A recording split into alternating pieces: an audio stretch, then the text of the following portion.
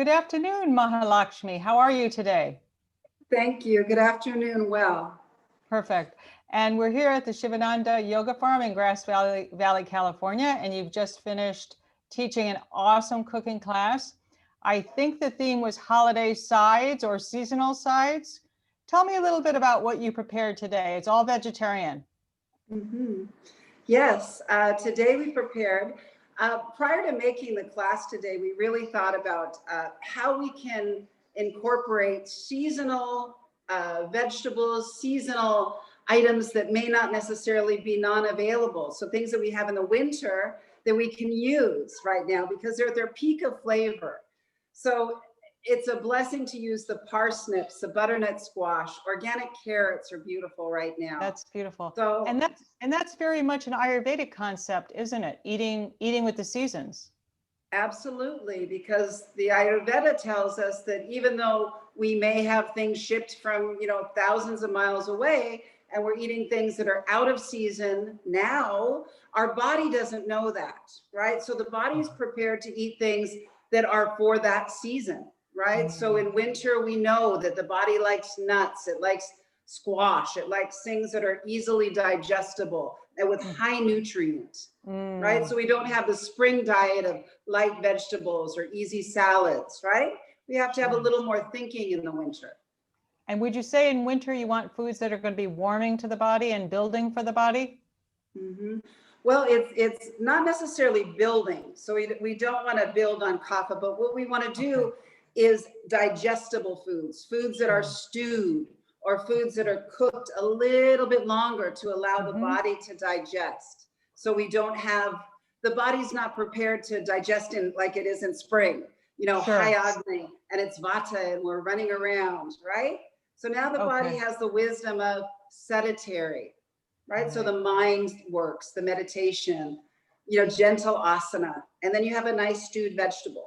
That's beautiful. That's beautiful. And I know that some of the things you did today were the simple side dishes, and you started out with a vegetable stock, which you indicated is really key to good vegetarian cooking. Yeah, it's very true. So utilizing, and it's also very good. It's kind of root to tip of the vegetable. You use the whole thing, right? So it's very Ayurvedic or yogic of not waste, not taking more than you need, aparigraha. So it lends to that type of thinking. And so it creates some more richness in the dishes. That's beautiful. Right? So you can season less because you have a beautiful, rich stock. Yeah. And I know with sattvic cuisine, you're not using onions or garlic, so I would imagine that the stock becomes even more important. Yeah. So the beautiful thing of that is it allows the vegetable to speak to you, right? If you're making a beautiful Brussels sprout, you don't have to add in a lot of the shallot or the onion, right? You taste the Brussels sprout. If you add the stock to it, you taste the different vegetables, right? So you taste the different symphony of stock in your mouth, which is so nice, right? Roasted carrots, roasted parsnips, roasted turnips. So all the root vegetables you can use in the stock. Yeah, you talked about a rich stock where you would actually roast the vegetables before adding them to the stock. So tell me when you would use a rich stock versus just simmering the vegetables. That's an excellent question. So it enhances gravies, any type of gravy you're making. If you're enhancing a dish, it would enhance rice pilaf, a simple rice pilaf, not necessarily biryani because that has so many spices in it already, but anything you have simple that you want to accent. Yeah. Right. So we know we want a nice hearty stock because it's going to go over, say, parsnips, right? Which sometimes can use a little elevating, but you wouldn't want to use a rich stock in, say, biryani, anything that you're making that has a lot of ingredients. Paella, you'd like a lighter stock, right? Vegetable paella. Okay, beautiful. That's really a good approach. And speaking of parsnips, I know you made a parsnip mashed potato without potatoes, parsnip mash today. The interesting thing is you use both parsnips and cauliflower. Tell me a little bit about that dish. Yeah, it absolutely lends when you mix the parsnip and the cauliflower. It lends to a silky texture, but it also adds a body. It adds a body to it, because parsnip alone, though delicious, is absolutely delicious. Yes. When you're kind of going for that lighter silken mash feel, you know, not as rustic, so you want a smooth mash, that aids in creating body. Okay. Right? So you actually need to use less of your stock, and you can taste the real parsnip flavor. Because in order to blend the parsnips to a smooth consistency, you really need to add a lot of vegetable stock. They're a very woody root. Sure. That's why they're perfect for winter. That is beautiful, but not too much stock, because you still want to preserve the flavor. Right, you want that richness, but there you would use a lighter stock, right? Because you want to taste the cauliflower, and you want to taste the richness of the parsnip. Nice, beautiful. And I love the fact that you said the parsnips were a good alternative to mashed potatoes, and you had a couple of reasons for that. Do you want to tell our viewers and listeners a little bit about that? Yes. So I have found that potatoes are unforgiving. And so you'll find that when you're, especially in seasonal, when you're cooking a lot of different menu items, right? So you don't have a lot of babysitting time. So potatoes need to be taken care of with a mash. You need the correct amount of whatever cream or stock or butter that you're putting in. If you mash it too much, it's too wallpaper sticky. If you don't mash it enough, it has lumps. So, I mean, there's so many ways for the mashed potato to go. You can really mess it up, in other words. It goes sideways, exactly. Right. But parsnips are totally forgiving. You can make it in the morning and then just mash it at night, and they're still good. But you don't even mash them. You can use a blender, because they're not beautiful. Yeah, and I love the fact you can make it in the morning and then come back to it, because that really helps with the holidays, you know. So important to have do-aheads. Absolutely. And you made a beautiful vegan gravy today as well. Tell me a little bit about what you did with your gravy, how you prepared that. Absolutely. So with a beautiful vegetarian gravy. Oh, it was a vegetarian gravy, sorry. Yeah, it was actually vegan. It was vegan, but you could go both ways. So today we made vegan. You can actually add in butter if you need to. But what we did today was we used our stock that we made with the roasting of the vegetables, and we strained that, kept it to the side, and then we created a roux. So we added a little bit of vegan butter. And then we added the flour, and we cooked that down, right, to make sure there's no floury taste.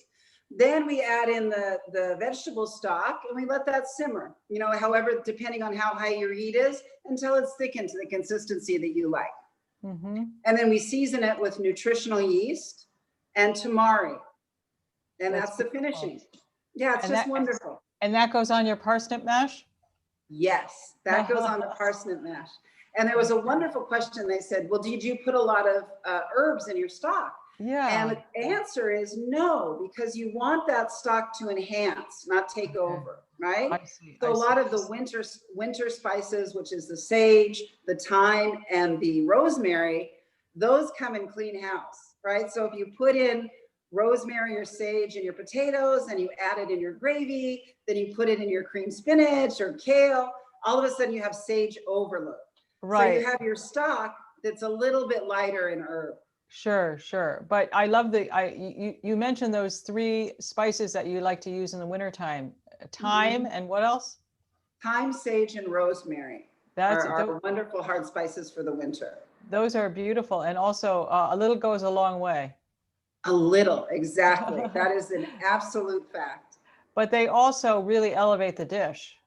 Definitely. Yeah. So you can have that hint of rosemary where you're kind of saying, oh, that's lovely, wafting by. But if you get a whole bite of it, you're like, oh my gosh, now it's medicinal. Now it becomes medicine. That's beautiful.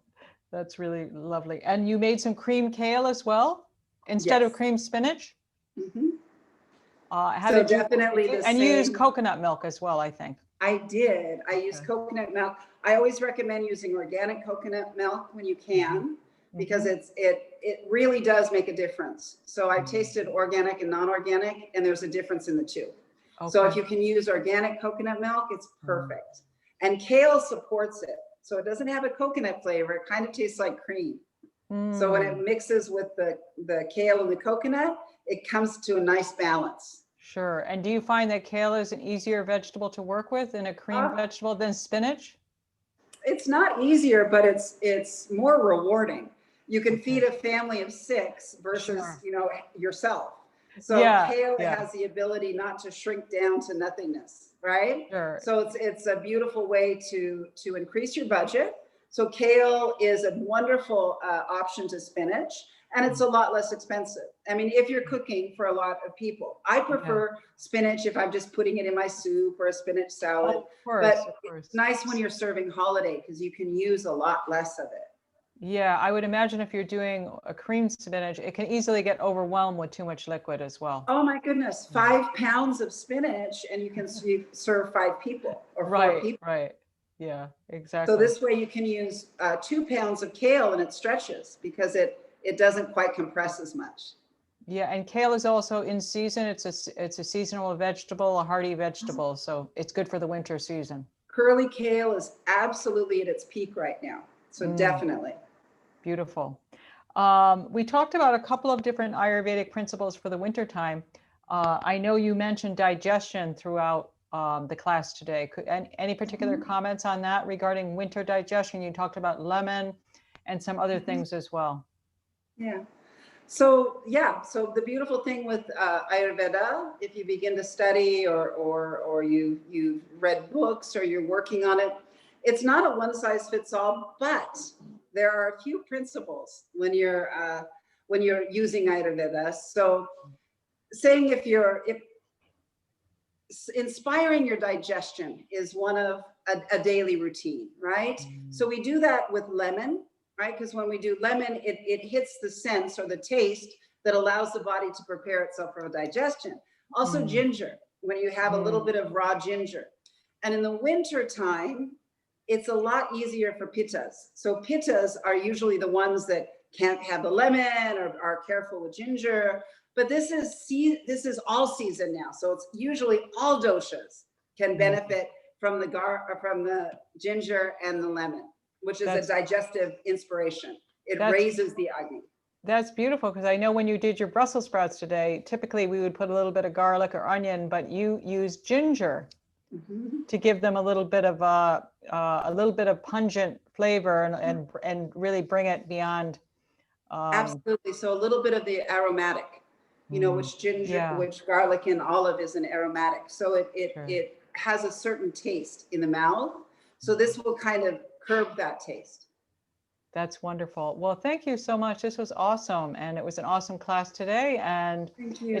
It's Maha Lakshmi, the Good Karma Diet, and every Monday streaming from the Sivananda Yoga Farm in Grass Valley. Thanks so much. You're so welcome. Thank you for having me. Okay.